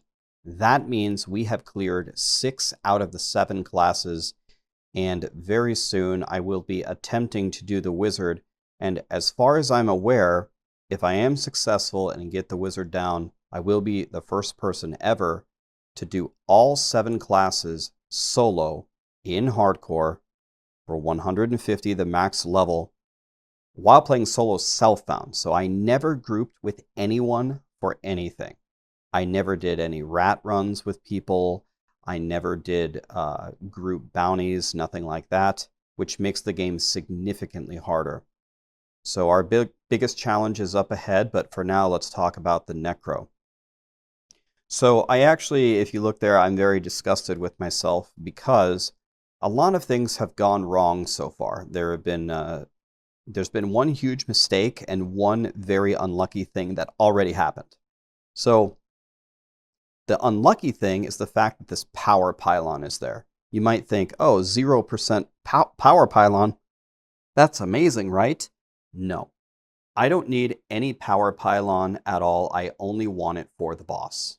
So now my option is to save the power pylon and try to come back later and use it to kill the boss and spawn it back here. So I'm thinking, all right, maybe I will leave a huge clump of trash up here and use the power pylon later. And the mistake I made, if you want to rewind and watch it again, I have to Land of the Dead right away. And I did that to activate my Macabre stacks for my first attack. However, I used my Army of the Dead on the wrong rotation. I used it 1 rotation early, so that essentially wasted another entire rotation for me. So already, I'm honestly thinking about leaving. I'm probably, I don't know if you can tell about it in my face, but I'm not happy right now. But I was like, you want to know what am I going to do here? Trying to decide, do I want to leave some trash here and try to use this again? Or do I want to use this power pylon to catch up? and really not sure what to do, but I eventually decide, you want to know what? I think I'm just going to take the power and hope that everything works out for me later. I don't think I'm going to go for any other tricky stuff and try to respawn back here. So either play could be made. I'm still not sure what was the right call, but with the mistakes that have happened as I need to move my Enchantress, she's ruining everything for me. I finally go take the power and I say, let's just see what happens here. If we get enough kills here, we should get a beautiful Ring of Fire on both of these yellows. And with the power pylon, I may be able to do enough damage to them to kill them with one Ring of Fire, which is normally not possible on a yellow. Let's see what happens. They're getting barbecued. The Golgor is down. I also have Frailty from my Grim Scythe. And boom, both yellows are down. Oh, I almost missed a grape. Go back. And now we're even. Good enough. Now let's not make any more mistakes and see what happens. So I have 25 stacks for playing a Ring of Fire build. The Ring of Fire will kill the elites and I will kill the trash, no problem. The idea is I use my Land of the Dead, I use my Army of the Dead to pixel the monsters like that. Then I freeze them and then I activate my Nairs with my Bone Armor and then I nuke everything. The trash just gets vaporized, and that was my second power hit, so that was very easy to get them all down. So now, I'm pretty sure on this next hit, it's going to be Ring of Fire, and so I would like to barbecue both of these yellows if possible. So we're just getting as much stuff as we possibly can over here. Need it to all walk over here, and I would like to throw the Ring of Fire on that summoner. So you'll see my Land of the Dead and my Army of the Dead should come up right before my poison cycle, so I can activate them both in physical, so I can make sure that I'm dealing all of my damage in poison. So here we go. We group them all up, land, and we detonate. There's the Ring of Fire. Not quite the best placement. It wasn't on the Licky Tongue, but the most important thing is that it had to go on the summoner, because the summoner is by far, in my opinion, the hardest to kill because they never want to come close to me. The Licky Tongue I can usually get to do whatever I want.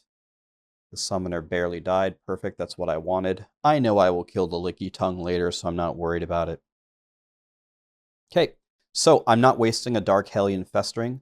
I see that Terror Demon, I make a decision instantly. I say, forget it. I'm never going to be able to pull him down. I played this game long enough to know you can never get a Terror Demon to do whatever you want.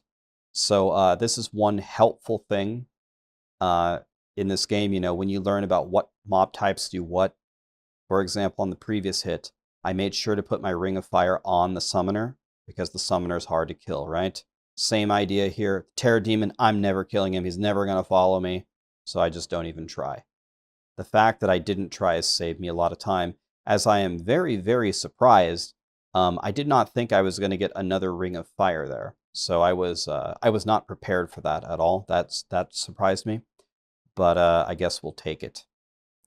So trying to kill the cultists, obviously we got most of them down. Again, with those cultists, I know that they and the Licky Tongue will follow me.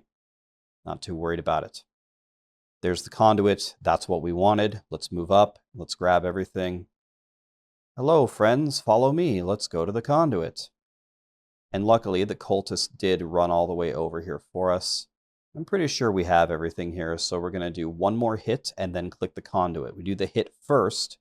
That way, we can have a much lower mob count, which will buff the damage of the conduit, right? So here we go. The conduit is active. We are down one yellow because the Terror Demon, I was never going to get him down here in a million years. And then you might be thinking, is it worth it to run up and kill it? And I would say absolutely not. It's way too far for me to run. And as they're CCing me everywhere, Necros don't have great immunity at all to crowd control, so kind of at their mercy. And this is hardcore. If I die, I'm gonzo. But we have a fantastic lead right here. That Ring of Fire was wasted. It's just too bad the way that worked out. Maybe it would have been smarter to jump over here and drop the Ring of Fire. That's really, really min-maxing. Okay, now what I want to do here is I want to build stacks. I want to build stacks for another Ring of Fire. I'm looking for any elite that I can start to zap as well. There's an elite. I've got 50 stacks. And let's try to pull together a bunch of stuff and nuke it down. Conduit is still doing work. We are at 77 stacks. That's perfectly fine. And it's a good mob type. It's Summoner Charger. I have to be honest, this is a pretty great follow-up.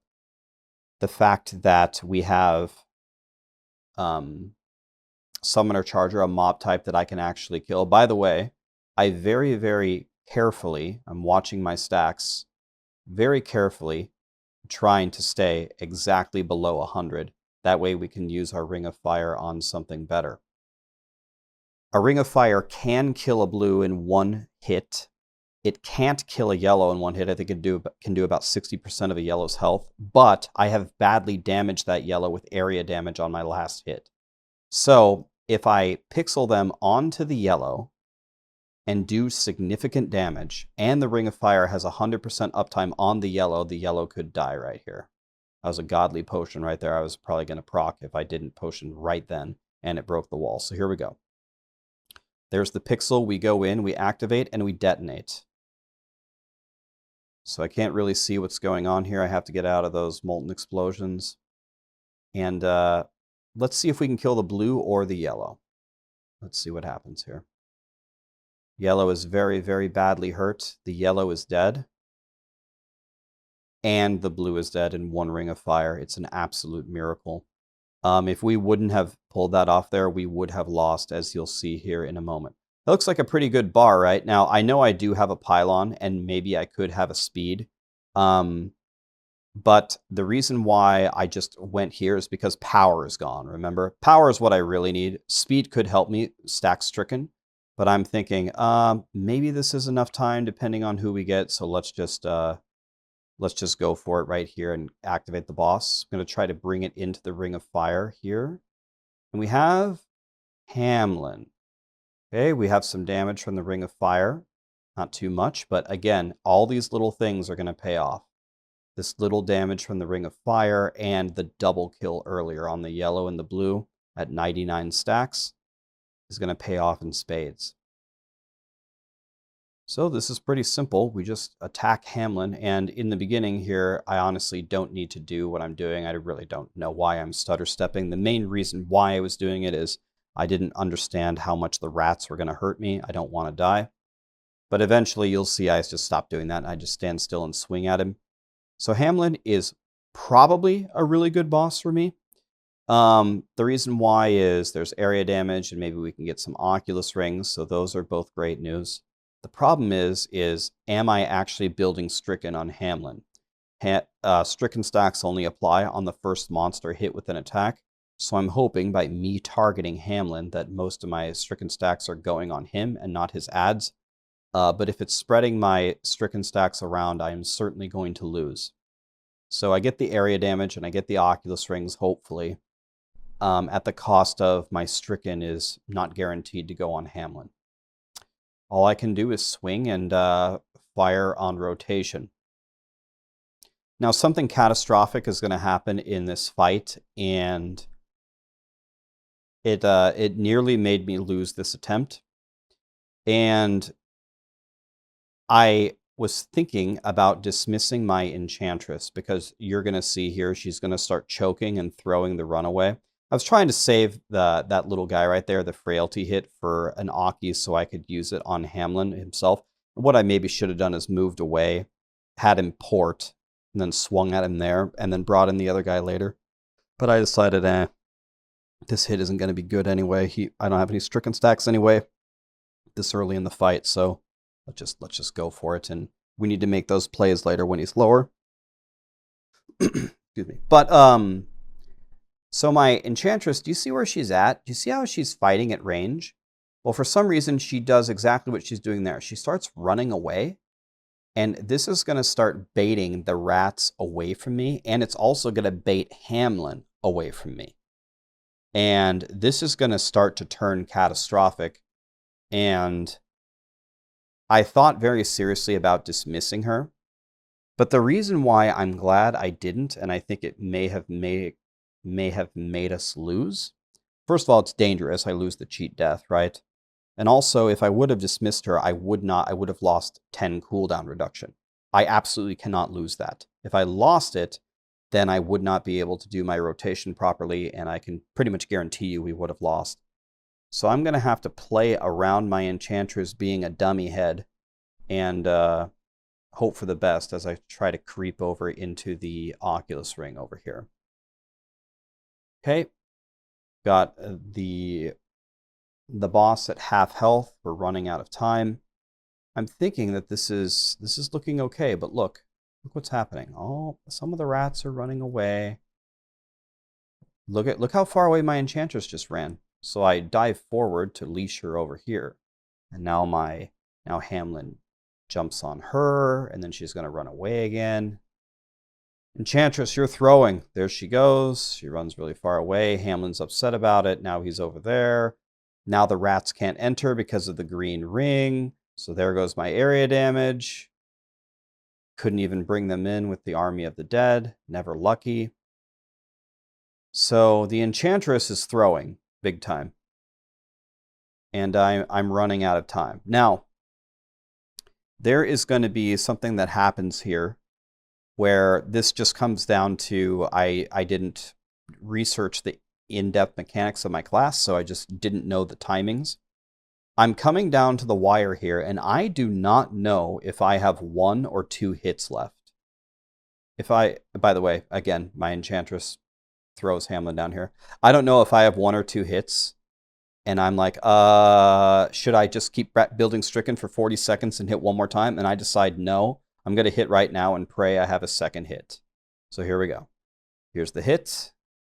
Unfortunately, the ring spawned on the wrong side. All right, I don't have a land up. My land is gone. So everyone in chat thought the fight was over, and I was like, there's one more thing we can do. There are corpses on the ground. So on the next poison cycle, I'm just going to stun him with bone armor, activate Chrisbins, and just pray. If Hamlin ports away, we lost, but he's right on the corpses right now.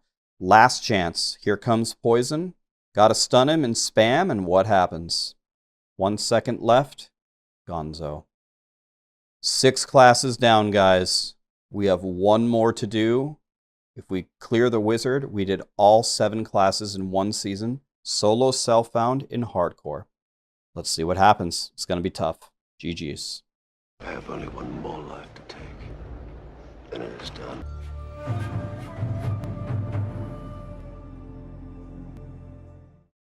Hi everyone, it's RAXX. Today we did probably the most amazing thing I've ever done in this game. We cleared the 150 solo wizard, which for the season gives me a 150 solo on all classes. The cool thing about it is the entire season I played on hardcore and I played solo self-found, which means I never teamed with anyone for anything, which is a big disadvantage in Diablo 3. I had to do my own bounties. I couldn't do any group play for more XP or trading or any of that. So all 7 classes down in solo self-found hardcore in 1 season. Let's go through the wizard clear, and I will make a separate video talking more about how I got all 7 down. Well, there's a reason why I did wizard last. It's by far the weakest of all the classes, and I'll be totally honest with you, I didn't even know if I could do it. When I finally made the decision to go for all classes, I thought I was going to have to farm a bare minimum of 4,000 Paragon, which is essentially what we did. We're at 3.8. It's pretty close.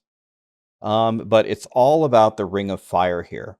So the main thing to understand about this build is it is all about Death Wish. Death Wish means as long as I can channel that little fiery beam in peace, then I can deal damage. If I am interrupted at all, even for a fraction of a second by anything, by a knockback, by a vortex, by a wormhole, by a charge, anything you can imagine, if I ever stop channeling the beam, I do no damage. So that's why, if you looked a little bit earlier, did you see all those elites back there? That's why I moved away from them, and I went to all this little trash.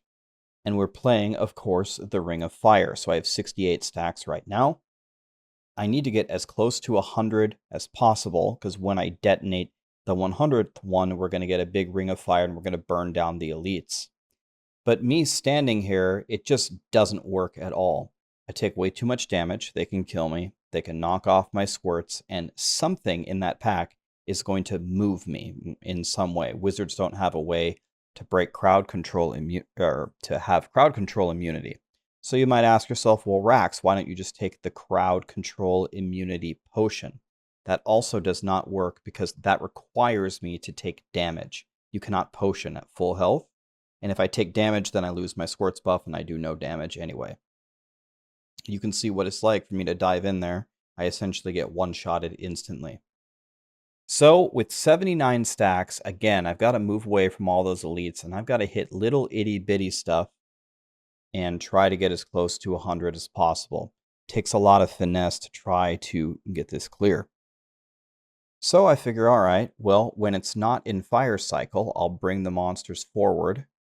But in general, I need to be hitting the little stuff because we need 20 more kills. Okay, that was pretty good. We got 9 kills. We're at 89. We're about ready to throw our first ring of fire. And I'm hoping that we can eliminate, if not all of these elites, a lot of them. Here we go in fire. Dive in. 97 stacks. Wasn't able to finish it. As you saw, they moved me a little bit. Once they moved me, I'm doing no damage. So we're teleporting around and we are looking for something to hit here. Finally here, 97 stacks. Right when I jumped in, they moved me. That's it. No damage. Gotta go again. You can tell the quality of life here is not that great. All right, so here we go again. One more time. Zap them, and there we go. The ring of fire is going. Now, I need to try to position them to stand in the dead center while staying alive. I can't really even tell if there are molten explosions or dangerous things there because there's so much stuff there. But certainly they are dying. We're at 91 stacks. We might get another ring of fire. They procced me. And we have 96 stacks and one of my procs is down. This is a pretty ideal situation, actually. So now I only need 4 kills and I can throw another ring of fire. So my strategy here is very simple. I'm going to get a ton of stuff together and throw another one. It would be a mistake just to stand there and throw another ring of fire when I could take the time and gather up so much more. As you see me laughing to myself, I saw a frozen, so I immediately teleported out of it all the way across screen, only to land in another frozen. What are the odds? Anyway, bring them forward. Again, I'm not going to kill anything unless I actually hit properly on fire. We kill 3 monsters, but not 4, so we're at 99. So I said, you want to know what? All right, you're going to give me more time to grab more stuff? I'll grab more stuff. There is actually some thought in pulling too much for the Ring of Fire, because ideally, I would throw a Ring of Fire and end up with 99 again. That would be ideal, because then I can do another one however I want to throw it. So I don't need to grab the whole map. I just want to get close to 99 again. So let's see how we do here. We're at 62 right now. This is looking pretty ideal. Again, it's pretty good counting here. Remember, one of my cheat deaths is down, so I have to dodge those. We're at 90 stacks. I thought I was going to get another Ring of Fire, so that's why I quickly jumped forward. But we didn't, and all the elites are dead. So once again, we have played this pretty amazingly so far. We got our first Ring of Fire in a reasonable amount of time. And both times that I've finished the Ring of Fire, I have had 90 plus stacks. So that is exactly how we want to do it. Things are going pretty well so far. So let's bring everything down here. I know for sure that I will not kill that yellow unless I get 2 Rings of Fire. 1 Ring of Fire is not enough to kill a yellow, just not good enough. So I already know I'm never going to kill that yellow. It's the same strategy. I would like to get as close to 90 stacks after throwing this one as possible and go next. But I'm having a very tough time getting these monsters to follow me. The AI of monsters in Diablo 3 is not ideal. But anyway, we're ready to go. Let's see if we can get a Ring of Fire here. And if we accidentally get a double ring of fire, then hopefully we can kill the yellow, but I think it would probably be better just to get one. So here we go. And we're burning them down, and there it goes. Yeah, it looks like there's pretty much no chance at all that we're going to get a second ring of fire. So I know the yellow's not going to die, but I would like to get as close to 100 as possible. 74, 75, pretty good. Burn them down, 81. Now we just got to hope that next is good. Please be something good. What do we got? A crater, okay. Crater could be all right. And we have big booties. Not a good mob type, so this is not good. So it's probably the end. Oh, conduit. Okay. Now I need to bring the elites to the conduit. I think there was a blue right before the conduit. There's a yellow right after it. And luckily, this yellow bee actually followed me very well. That never happens. And we got a blue there. We got a bee here. And we're going to get a ring of fire right away. Put the ring of fire on the yellow. Notice how I try to put it in between the two yellows, if I could stop getting crowd controlled. See how I stood in between the nemmed yellow and the bee?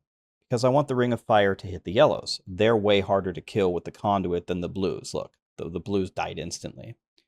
So obviously I want to barbecue those guys. And that was a pretty fast triple kill. That was pretty good. Now, the wizard is very weak. I need a ton of time for the boss, a ton. Minutes and minutes and minutes.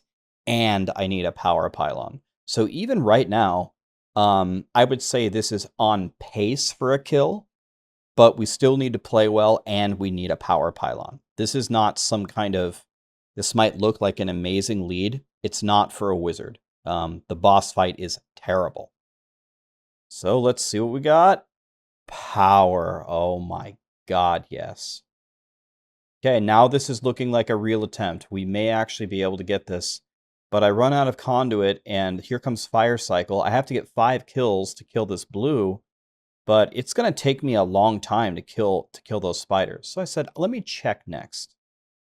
And look what it is. It's the best mob type in Diablo 3. It's Vile Swarms. I only need one thing now. I need a blue. Any blue that I can kill, because a blue can die in 1 ring of fire.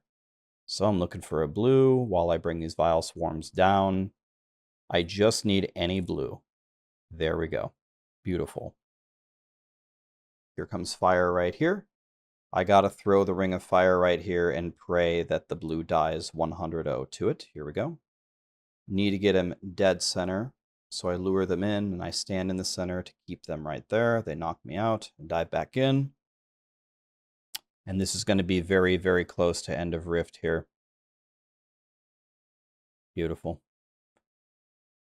A little bit of lag wouldn't let me teleport out. 97%. Now that power pylon on the previous map, I can still use it.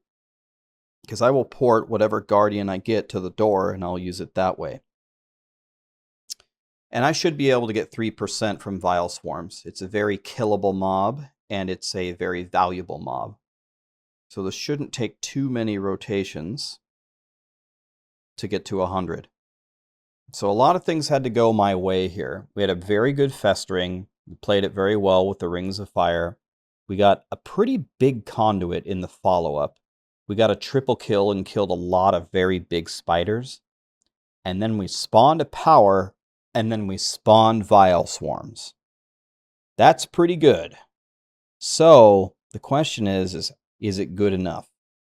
And if it's good enough, how much time are we going to have left? Got a boss. Luckily, we have Orlash, a single target boss. That's exactly what I wanted, because I just want to build Stricken here. So I do an experiment. I let them hit me on purpose. I want to see if they can kill me if I just don't move.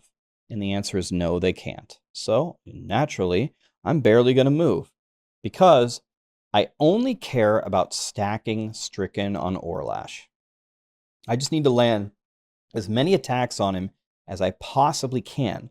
That way, when I take the power, I can just erase him out of existence. So I'm literally just content just to stand still like a dummy head and let them laser beam me all they want. Now I'm starting the process of moving Orlash. I'm going to go as far as I can until he ports on me. When he ports on me, his teleport will be on cooldown, so there's no point to run any further. I need to continue building Stricken. So I'm just going to sit here and for a couple of minutes, and we are kind of chipping away at his health. But can you imagine for a moment, imagine that I didn't have a power pylon.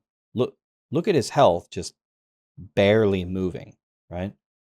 This is one of the biggest problems with Wizard. They just don't do any damage. My Wizard has almost 4,000 Paragon.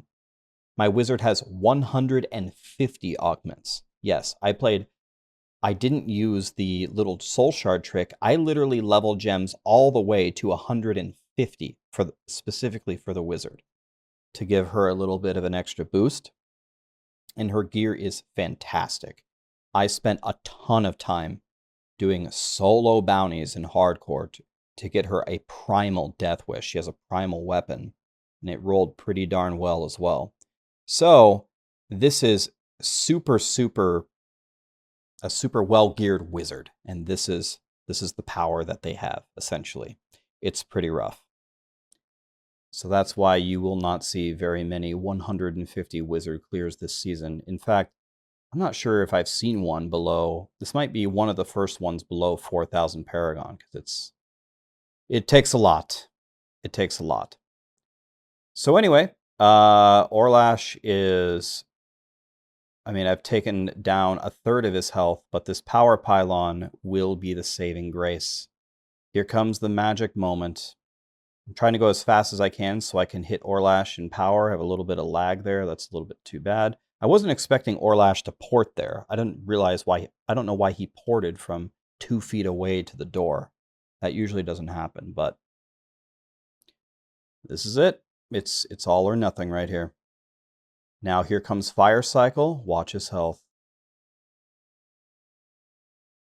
I mean, that was okay. Could be better. All right, we're going Arcane, then Cold, and then Fire. Are dreams a thing? Can we win? And there it is. I think that's the first time anyone has ever cleared all 150s for every class in solo self-found hardcore. The Wizard, the final frontier. We did it. Amazing. Thank you all for watching the journey. I really appreciate it. And we will have a video out that explains how we did it in great detail. Thanks, guys. I really appreciate it. This is for me the coolest thing I ever did in this game.